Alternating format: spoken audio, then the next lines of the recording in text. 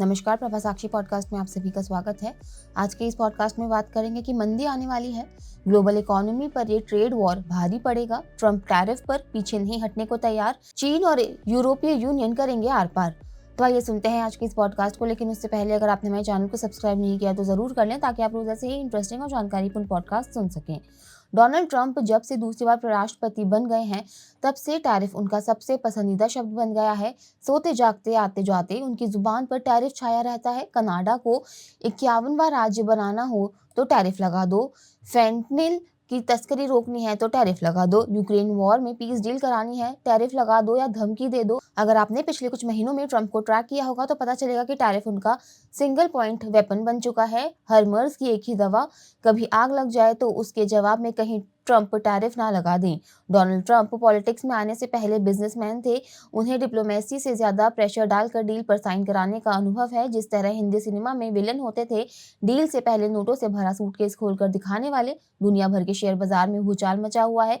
7 अप्रैल 2025 दिन ऐसे हर बाजार में जहां शेयर खरीदे बेचे जाते हैं, 4 से 10% तक की ही गिरावट देखी गई। जापान और दक्षिण कोरिया के बाजारों में सर्किट लगा, यानी एक सीमा से ज्यादा गिरावट पर खरीद बिक्री को काम अपने आप बंद हो गया। भारत में बाजार पहले से ही काफी नीचे आया हुआ है, लिहाजा 4% का झटका इसके हिस्से पर पड़ा है। बाजार ट्रंप की एक घोषित व्यापारिक रणनीति के तहत गिरे हैं। उनसे इसके बारे में सवाल पूछा गया तो उन्होंने कहा कि वे किसी चीज में गिरावट नहीं चाहते, लेकिन बीमारी के इलाज के लिए कड़वी दवा भी कभी कभी खानी पड़ती है। क्या डोनाल्ड ट्रंप दुनिया को मंदी की ओर ले जा रहे हैं? दुनिया की दो सबसे बड़ी अर्थव्यवस्थाओं में अमेरिका और चीन के बीच ट्रेड वॉर की आशंका बढ़ गई है। अमेरिकी राष्ट्रपति डोनाल्ड ट्रंप ने कहा था कि अगर चीन अमेरिका पर लगाया गया 34% टैरिफ वापस नहीं लिए जाने के बाद अब चीन पर 50% एक्स्ट्रा टैरिफ लागू कर दिया है। इस पर अब चीन ने कहा है कि टैरिफ को और बढ़ाने की धमकी देकर अमेरिका गलती से ऊपर और ज्यादा गलती कर रहा है। इस धमकी से अमेरिका का ब्लैकमेलिंग करने वाला रवैया सामने आ रहा है। चीन इसे कभी स्वीकार नहीं करेगा। लड़ने को तैयार चीन। चीन का कहना है कि अगर ट्रेड वॉर हुआ तो चीन पूरी तरह से तैयार है, इससे और मजबूत होकर निकलेगा। चीन कम्युनिस्ट पार्टी के मुखपत्र पीपल्स डेली ने लिखा कि अमेरिकी टैरिफ का असर जरूर होगा, लेकिन आसमान नहीं गिरेगा। 2017 में अमेरिका की तरफ से पहले ट्रेड वॉर की शुरुआत के बाद से हमने लगातार विकास किया है और आगे बढ़े हैं। वहीं यूरोपीय यूनियन ने भी अपील की है। ईयू ने बातचीत करके हल निकालने की दी अपील। यूरोपीय यूनियन की प्रमुख उर्सुला वॉन डेर लेयन ने चीनी प्रधानमंत्री ली कीयांग से फोन पर बात की और बातचीत से टैरिफ मसले के समाधान करने की अपील की है। उन्होंने वैश्विक आर्थिक स्थिरता की जरूरत को दोहराया और तनाव न बढ़ाने की सलाह दी। ईयू ने कहा कि वह अगले सप्ताह ट्रंप के नए 20% टैरिफ के जवाब में प्रतिक्रिया देगा। ब्लैक मंडे से हुई तुलना। ट्रंप की टैरिफ नीति से बाजार में हाहाकार मचा है। चीन ने भी जवाबी टैरिफ का ऐलान कर व्यापार युद्ध को और ज्यादा गहरा कर दिया है।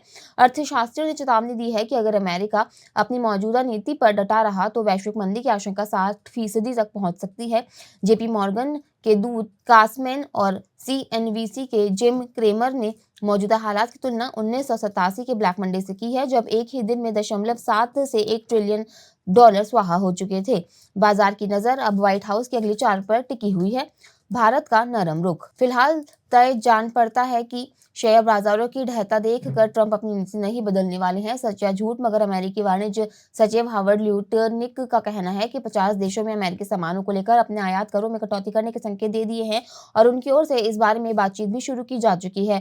भारत ने इस बारे में शुरू से ही नरम रुख अपना रखा है। हालांकि अमेरिका को होने वाला कुल निर्यात भारतीय GDP का 2% से ज्यादा नहीं है। वार्ता में थोड़ी देर के भी हुई तो हम पर कोई पहाड़ नहीं टूट पड़ेगा। लेकिन मामले का दूसरा पहलू ये भी है कि चीन और यूरोपीय यूनियन जैसे कुछ व्यापारिक महाशक्तियां इसे अमेरिका की जबरदस्ती की तरह देख रही हैं और अपनी पहली प्रतिक्रिया उन्होंने टैरिफ की जवाबी वृद्धि के प्रस्ताव के रूप में दिखाई है। अमेरिकी GDP दुनिया का 1/4 है, तो चीन और यूरोपीय यूनियन मिलकर इसका 35% बनाते हैं। इसमें भारत के लिए भी कुछ संकेत है। इंडेक्स में सीधे 17% गिरावट का एक मतलब ये भी है कि इसमें भारत के लिए भी कुछ संकेत है। यहाँ छोटे मंझोले कारोबारों में लगी हुई लाखों करोड़ की पूंजी पहले ही आशंकाओं से घिरी हुई है। ध्यान रहे, सरकारें अपना खजाना कोरोना से उबरने में ही खाली कर चुकी हैं और मदद का बड़ा हिस्सा पिछले 3 वर्षों से शेयर बाजार चढ़ाने में काम आ रहा है। बाजारों का गिरना कोई बड़ी बात नहीं है, लेकिन यहाँ लंबा खिंच चुका है तो ये संकट की स्थिति और भी ज्यादा गहरा सकती है। क्या ग्लोबल सप्लाई चेन पर असर पड़ेगा?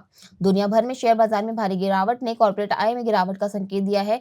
TCS जैसी भारतीय कंपनी और एप्पल नाइक जैसी अमेरिकी फर्मों या टाटा मोटर्स जैसी ऑटोमेकर जो उच्च इनपुट लागत का सामना कर रही हैं, को सोमवार को हमले का खामियाजा भुगतना पड़ा है। यह स्पष्ट नहीं नहीं है कि टैरिफ व्यवस्था न केवल प्रतिशोधात्मक टैरिफ की बढ़ा ला सकती है, बल्कि अमेरिकी निर्यात में भी गिरावट ला सकती है। इससे बड़े पैमाने पर छंटनी निवेश में कमी देखने को मिल सकती है। आज के लिए इतना ही।